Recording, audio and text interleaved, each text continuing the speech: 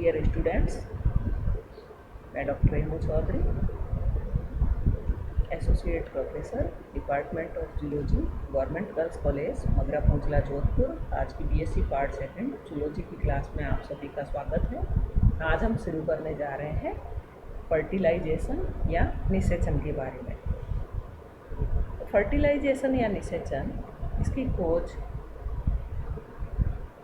हार्टविक के द्वारा की गई थी। इन्होंने सबसे पहले सी अर्चिन में शुक्राणु और अंडाणु के प्रोन्यूक्लियाई या प्राकेंद्रक के संयुग्मन को देखा था।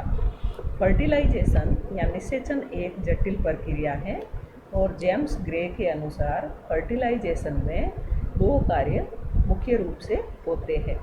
फर्स्ट है एक्टिवेशन यानी सक्रियण और दूसरा है एम्फीमिक्सिस यानी उभय मिश्रण।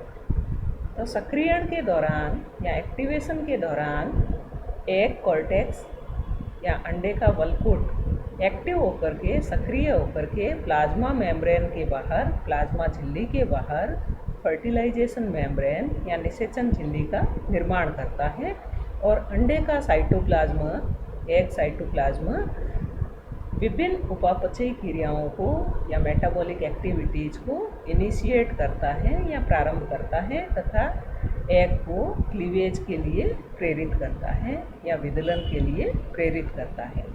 और एम्फीमिक्सिस के दौरान जो मैटरनल और पैटर्नल कैरेक्टर्स है वो मिक्स होते हैं, यानी मात्रक और पैतृक लक्षण संतति में मिश्रित होते हैं। डिप्लॉइड स्टेज वापस प्राप्त की जाती है, यानी द्विगुणित अवस्था पुनः प्राप्त हो जाती है और प्रजाति में आनुवंशिक विभिन्नताएं या जेनेटिक वेरिएशंस जो हैं वो प्रेरित होती है। नेक्स्ट है टाइप्स ऑफ फर्टिलाइजेशन यानी निषेचन के प्रकार। तो निषेचन दो प्रकार का होता है, बाह्य निषेचन और आंतरिक निषेचन, यानी external fertilization and internal fertilization. तो सबसे पहले हम पढ़ेंगे एक्सटर्नल फर्टिलाइजेशन या बाह्य निषेचन के बारे में। तो बाह्य निषेचन यानी कि जब फर्टिलाइजेशन बॉडी के बाहर एक्वेटिक मीडियम में होता है या जलीय माध्यम में होता है तो इसको बाह्य निषेचन कहते हैं। इसको दो प्रकारों में बांटा जा सकता है। पहला है external fertilization in fresh water animals, यानी कि स्वच्छ जल में रहने वाले जीवों में बाह्य निषेचन, and external fertilization in marine water animals, यानी कि समुद्री जल में रहने वाले जीवों में बाह्य निषेचन। तो इसमें से पहला लेते हैं external fertilization in fresh water animals, यानी स्वच्छ जलीय जीवों में बाह्य निषेचन। तो स्वच्छ जलीय जीवों में बाह्य निषेचन जैसे कि यहाँ पर कुछ उदाहरण मैंने दिए हैं। मछलियों में, उभयचरों में और जलीय अकशेरुकी प्राणियों में जो है एक्सटर्नल फर्टिलाइजेशन पाया जाता है। ये जीव नदियों में, तालाबों में, झीलों में, यानी कि मीठे पानी में पाए जाते हैं। सेकंड है external fertilization in marine water animals, यानी समुद्री जीवों में बाह्य निषेचन। समुद्री जल में पाए जाने वाले लोअर जो एनिमल्स है उनमें एक्सटर्नल फर्टिलाइजेशन पाया जाता है। ये प्राणी लैंगिक रूप से यानी सेक्सुअली मैच्योर होने के बाद में मेल और फीमेल गैमेट्स को ब्रीडिंग सीजन में एक निश्चित समय पर पानी में विसर्जित कर देते हैं। जैसे यहाँ पर मैंने एक एग्जाम्पल दिया है नेरीज का। तो नेरीज जो है वो चंद्र कलाओं के आधार पर इसमें फर्टिलाइजेशन की क्रिया होती है और एक निश्चित रात को बहुत सारे मेल और फीमेल नेरीज जो हैं वो समुद्र की सतह पर आ जाते हैं।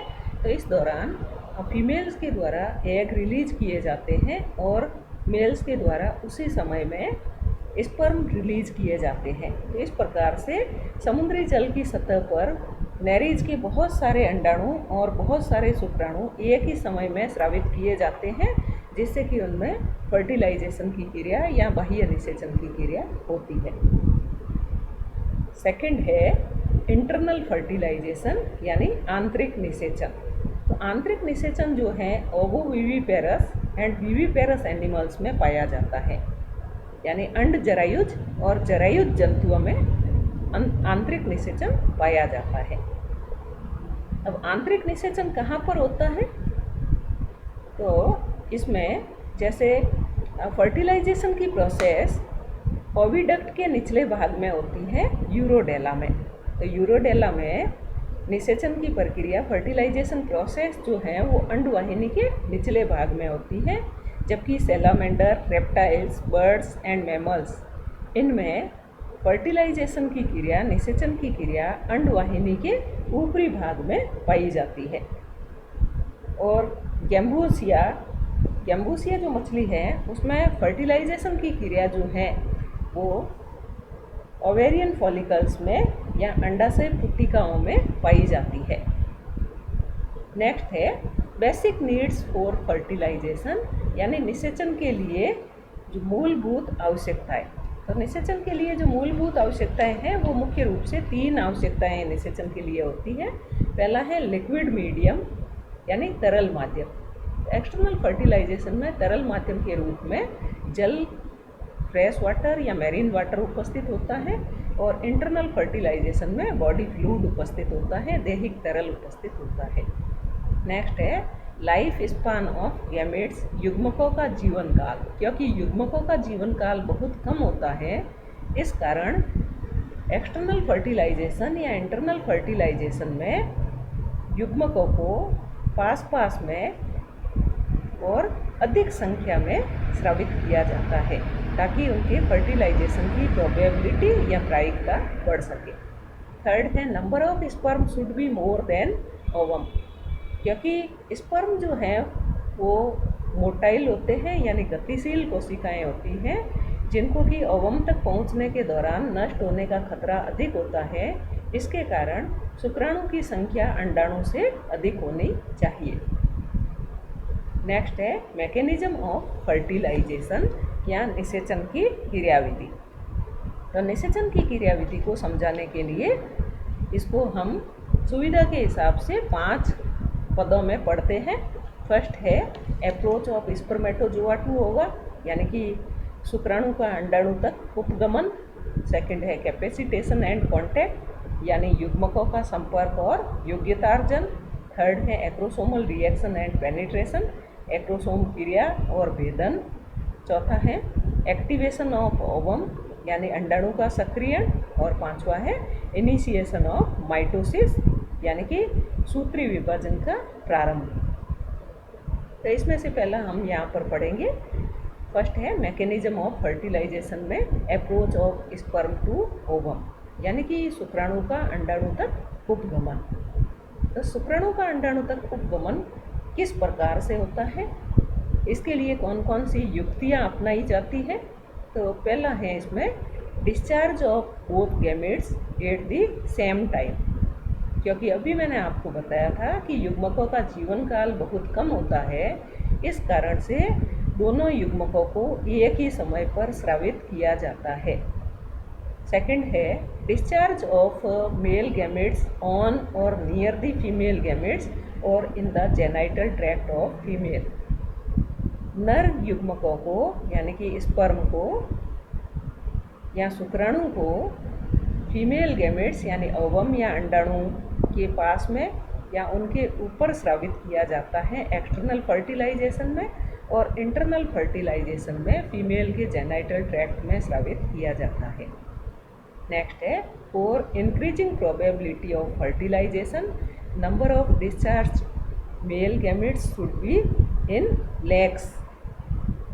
निषेचन की प्रायिकता बढ़ाने के लिए मेल गैमेट्स यानी कि स्पर्म या स्पर्मेटोजोआ की संख्या जो है वो लाखों में होनी चाहिए। नेक्स्ट है large size of ovum provide more contact surface area to sperm, thus increase probability of fertilization. अंडाणु का आकार बड़ा होता है, इस प्रकार से वो शुक्राणु के संपर्क के लिए अधिक सतह प्रोवाइड कराता है या अधिक सतह क्षेत्र जो है वो देता है। इस प्रकार से निषेचन की प्रायिकता बढ़ती है। Thank you. नेक्स्ट में हम पढ़ेंगे इसके सेकंड जो कैपेसिटेशन एंड कॉन्टैक्ट के बारे में। Thank you.